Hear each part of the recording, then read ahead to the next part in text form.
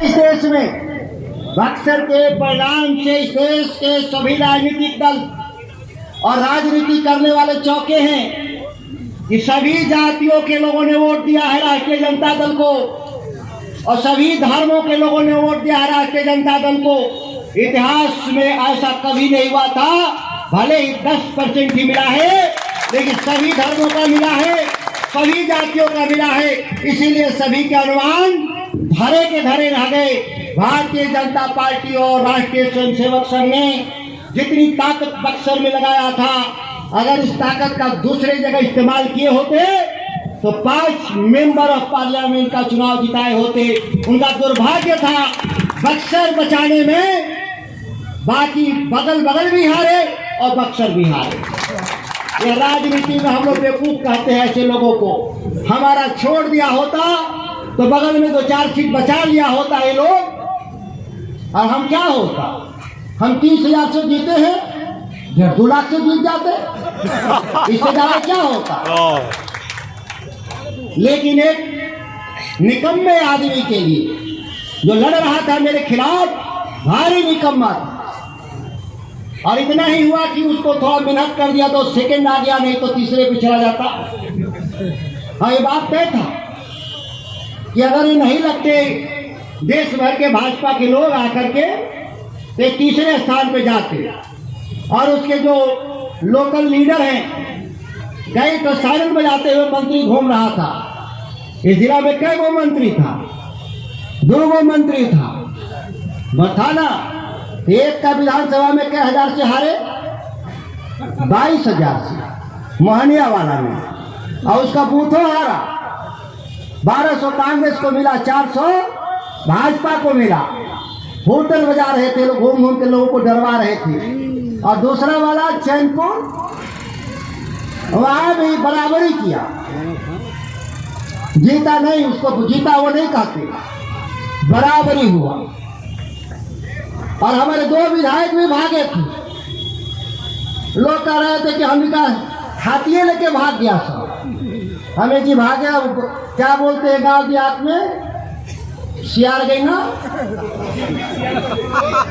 नहीं नाला लेके गई ना, इतना ना भाई। अरे आप लेके गई लोग, वोट तो हमारा नहीं ले गई। हमारी पार्टी का वोट यही रहा। और इतिहास में मोहनिया तो हम जीतते रहे हैं, इतिहास में भगवा हम लोग कभी नहीं जीतते थे। जितनी बार हम सांसद बने उतनी बार हम लोग भगवा विधानसभा हारते थे। इतिहास में पहली बार 8,000 वोट से भी भगवा जीते हैं। ये कोई साधारण बात नहीं है। बक्सर जीते बड़ा बात। 5 साल सरकार देश की नहीं चलने वाली। साफ साफ मैं बता दूं आपको, इस देश की जो सरकार है ढीली ढाली सरकार है। और जिस अहमन्यता के साथ इस देश में सरकार चलाने का प्रयास भारतीय जनता पार्टी के द्वारा किया जा रहा है, आने वाले वक्त में 8 से 12 महीने के भीतर इस देश में नई सरकार बनेगी। यह आपको चौंकाएगा नहीं। इस मंच से मैं कह रहा हूं, दुर्गावती के मंच से, सैकड़ों फेसबुक और डिजिटल मीडिया के लोगों कैद कर रहे हैं मेरे भाषण को। याद रखिएगा कि मैंने क्या कहा। मैंने इस बात को मीडिया के जरिए दिल्ली में 2 दिन के भीतर मैंने दर्जनों मीडिया चैनलों के सामने मैंने रखा। लेकिन चूंकि वह आलोचना मीडिया का भी था, इसीलिए बहुत सारे चैनलों ने उस इंटरव्यू को सेंसर करने का काम किया, उसको खबरों को दिखाने का काम नहीं किया। जिस दिन देश में चुनाव हो रहा था, अगर उस दिन कहा होता देश की मीडिया के लोग, बुद्धिजीवी लोग, कि एनडीए और भाजपा 290 लाने वाली है, तो इस देश की जनता उनको 190 पे तब्दील करने में कोई हिचकती नहीं। जो लोग देश के संविधान बदलने के नाम पर आए थे, भारतीय जनता पार्टी के लोगों ने कहा था कि 400 दीजिए, हम देश का संविधान बदलेंगे।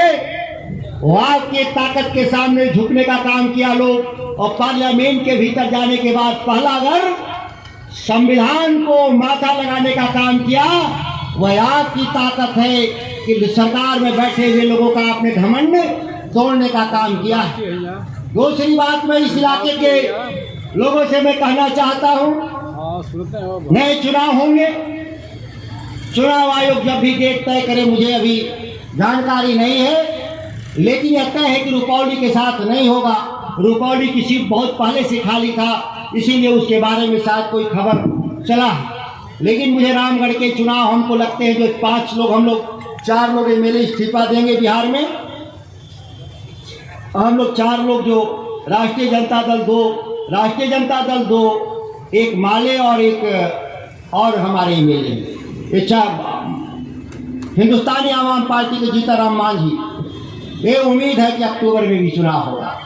चुनाव इससे पहले संभव नहीं है, और जब तक बिहार यहाँ का चुनाव नहीं हो जाता तब तक हम आपके लिए इस्तीफा देने के बाद भी हम आपके लिए विधायक ही रहेंगे। इस बात को मैं आपको आश्वासन देना चाहता हूँ। शपथ भी नहीं हुआ है, अगले जुलाई में आप देखेंगे जब सदन चलेगा तो डंके के चोट पे मैं कह रहा हूं कि देश की सरकार को चंद दिनों में ही मेरे जैसे नौजवान सांसद देश में चुन के आए इंडिया गठबंधन के, हम लोग घोटते पर ला देंगे। इस विश्वास को रखिए। इस देश में समाजवादी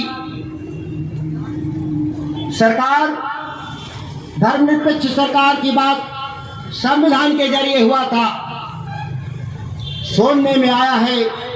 मैं अभी देखा नहीं कि महात्मा गांधी और बी.आर. अम्बेडकर की मूर्तियां देश की संसद से बाहर कर दी गई हैं। या मैंने दिल्ली के सड़कों पे मैंने कई महत्वपूर्ण सांसद सदस्यों के द्वारा मैंने सुना है। 18 तारीख को जब हम लोग उम्मीद है कि शपथ लेने जाएंगे तो इस बात की तहकीकात भी करेंगे। अगर ऐसा हुआ तो एक लंबा संघर्ष देखेगा यह देश। याद रखिएगा, क्योंकि आपके जो पूर्वज हैं जिन्होंने देश के नेतृत्व किया आज़ादी का, उनके साथ अगर ऐसा अपमानजनक सलूक हुआ होगा तो हम लोग कभी भी बर्दाश्त नहीं करने वाले लोग हैं।